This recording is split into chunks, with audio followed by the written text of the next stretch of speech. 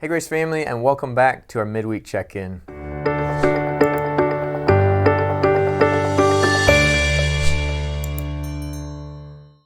So last Sunday we continued in our camp out where we were in week 2 of camping out in Psalm 23.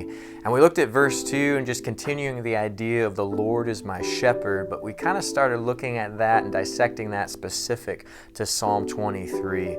So one of the aspects, one of the characteristics of Christ as our shepherd is that he is our leader. And our big idea for last Sunday is that with Christ as our shepherd, we have a leader we can trust.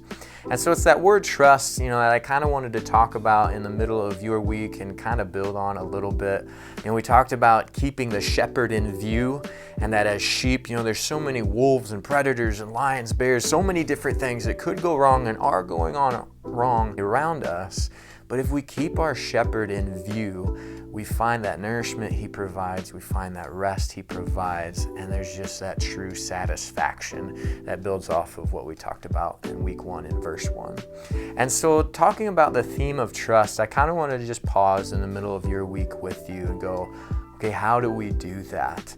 What does that look like? And for that, I've got maybe the most famous verse in all scripture that talks about trust, but it's Proverbs 3, 5, and 6, and I just want to read it here for you. It says, trust in the Lord with all of your heart and do not lean on your own understanding. In all your ways, acknowledge him and he will make your paths straight. And so there's so much there. There's a 4-point sermon there, so much we could unpack. But really the one phrase I wanted to kind of narrow in on to meet you in the middle of your week is this: in all your ways, acknowledge him. And it's really neat. When you dive into the original language a little bit, that word acknowledge means to know. And then the word ways means road, distance, or journey. So it's talking about where you go, but it can also mean manner.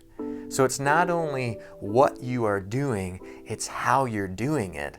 And so to piece those two words together in that phrase as a whole, in what you do and how you do it, know God. And so I'm sure the week is already gone, a couple days have gone, it's Wednesday, Thursday, Friday, Saturday, whatever day it is when you're watching this, and we've already done what it's telling us not to. We've already started to lean on our own understanding, and in that we are not acknowledging him in all of our ways. But if we take the approach to know him in what we do and how we do it, to know him, to acknowledge him in all of our ways, to keep our shepherd in view, that's really going to help build our trust in him. We're going to be able to trust in the Lord with all of our heart. We're going to be able to enjoy seeing him make our paths straight because we're in alignment with who he is, alignment with his will and where he's leading us, and we're not trying to do it on our own, in our own strength, in our own understanding. So hopefully that kind of helps give you a little bit of a picture moving forward to know God in what you do and in how you do it, to let him fill you, lead you, guide you, keep your focus on him, and just enjoy the promises that come with that. So looking ahead at this next Sunday, we're going to continue on in our verse-by-verse approach of Psalm 23. So we'll be in verse 3 this week, and I believe it says, he restores my soul. He leads me in paths of righteousness for his name's sake. So there's so much beauty in that, so much to learn. I'm excited to learn alongside you this Sunday and excited to apply that to our lives as we learn to further glorify him as our shepherd.